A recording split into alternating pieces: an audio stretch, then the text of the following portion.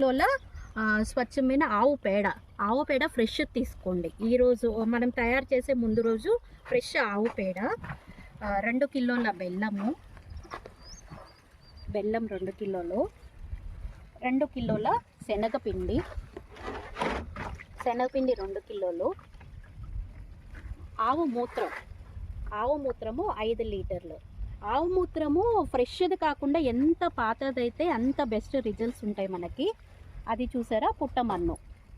మరి జీవామృతం ఎలా చేయాలో చూద్దామా. ముందుగా 20 లీటర్లలో మనము చూడండి, ఒక డ్రమ్ముకి 20 లీటర్ల వాటర్ పట్టుకొని పెట్టుకోండి. శనగపేడ, ఆవు పేడ తీసుకో.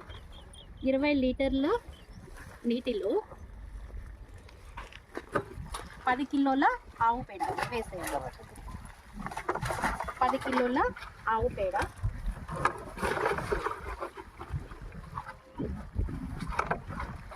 ఆవు పేడ ఫ్రెష్ది అయితేనే మనకి మంచి రిజల్ట్స్ ఉంటుంది. బెల్లము 2 కిలోల బెల్లాన్ని అట్లా మెత్తగా దంచుకొని వేసేయండి. శనగపిండి 2 కిలోలు,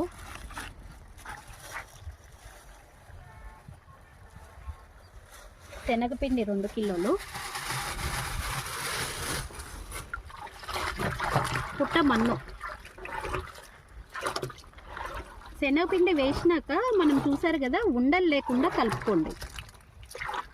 ఉంటలు లేకుండా మనం నీళ్ళల్లో వేయగానే ఉంట కడుతుంది, అది నీట్గా అట్లా కలిపేసేయండి. తర్వాత పుట్టమన్ను మాకు దొరకదు అన్నవాళ్ళు మన పొలంలోనే ఒక తొక్కన ప్రదేశాలు ఉంటాయి కదా, గట్టు ప్రాంతం అంటారు, తొక్కనే చోట మంచి మట్టిని తీసుకొని, అది కూడా ఇట్లా నేను 2 ఎకరాలకి చూపించే కదా, ఒక బోలే అయితే సరిపోతుంది. ఆవు మూత్రము 5 లీటర్ల ఆవు మూత్రం అన్నా కదా. ఆవు మూత్రం అనేది ఎంత అంటే ఎక్కువ రోజులు గడిచిన ఆవు మూత్రం అయితే మనకు అంత బెస్ట్ రిజల్ట్స్ ఉంటాయి. 1 నెల కానీ 2 నెలలు కానీ ఒక పట్టి పెట్టేసుకోండి ఆవు మూత్రాన్ని, అంత బెస్ట్ రిజల్ట్స్ ఉంటాయి. ఎంత పాతగా అయితే అంత రిజల్ట్స్ మనకి ఉంటాయి అన్నమాట. 5 లీటర్లు చూసారు కదా, 5 లీటర్లు. ఇప్పుడు వీటన్నిటిని మనము బాగా కలిపేసుకుందాము. ఈ జీవామృతాన్ని కలిపేటప్పుడు ఎట్లా పడితే అట్లా కలపకూడదు అనమాట. క్లాక్ వైజ్, అంటే ఈ క్లాక్ వైజ్ డైరెక్షన్లోనే కలపాలి. ఇలా కలపడం వల్ల జీవామృతంలో సూక్ష్మ రాశులు ఉంటాయని మనం చెప్పాము కదా, సూక్ష్మ జీవులు అనేది, వాటికి పాజిటివ్ ఎనర్జీ వస్తుందన్నమాట. అదే యాంటీ క్లాక్ వైజ్ అయితే నెగిటివ్ ఎనర్జీ వస్తుంది. కాబట్టి జీవామృతాన్ని ఇట్లా బాగా క్లాక్ వైజ్లో మనము కలపాలి.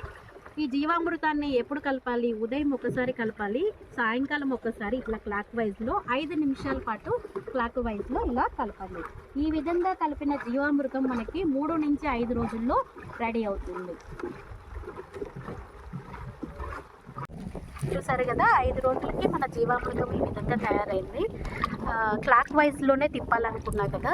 పొలానికి ఇచ్చేటప్పుడు మార్నింగ్ పూట ఇవ్వండి, ఉదయం పూట ఇస్తేనే దాని ఫలితం అనేది కూడా మనకి ఎక్కువగా ఉంటుంది. ఈ విధంగా మనం కలుపుకున్న జీవామృతాన్ని 1:10 రేషియో అన్నా కదా, చూడండి ఏ విధంగా కలుపుతాడో. బకెట్ 1:10 రేషియోలో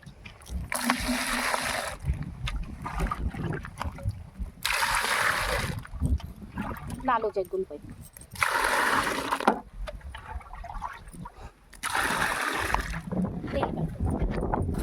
ఈ విధంగా 4 జగ్గుల జీవామృతానికి 10 రేషియోలో నీళ్ళని కలపండి.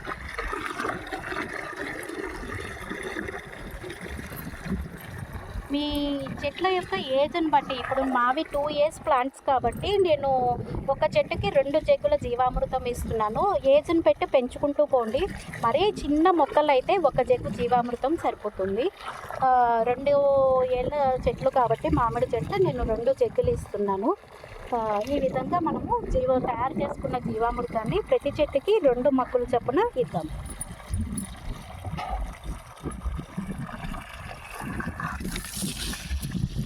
ఈ జీవామృతాన్ని మిగిలిపోయినా కూడా 7 నుంచి 10 రోజుల వరకు కూడా మనకి నిల్వ ఉంటుంది.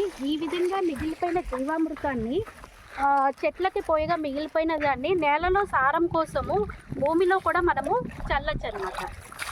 ఒక చెట్టుకి నేను 2 జగ్గుల జీవామృతాన్ని ఇస్తున్నాను. చూడండి, 2 ఇయర్స్ ప్లాంట్స్ కాబట్టి.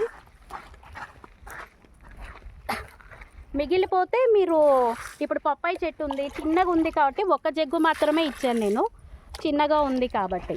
ఇది న్యాచురల్, కొద్దిగా అటు ఇటు అయినా ఏమీ అవ్వదు, కానీ మీరు కొలతల ప్రకారమే చెట్లకు అనేది ఇచ్చుకోండి. చూసారా, 2 జగ్గుల జీవామృతం ఇచ్చాను. ఈ విధంగా పొలం మొత్తం మనం ఇచ్చుకుంటూ మిగిలిపోయిన దాన్ని భూమిలో సారం కోసము భూమి మొత్తము చల్లుకోండి. Thank you.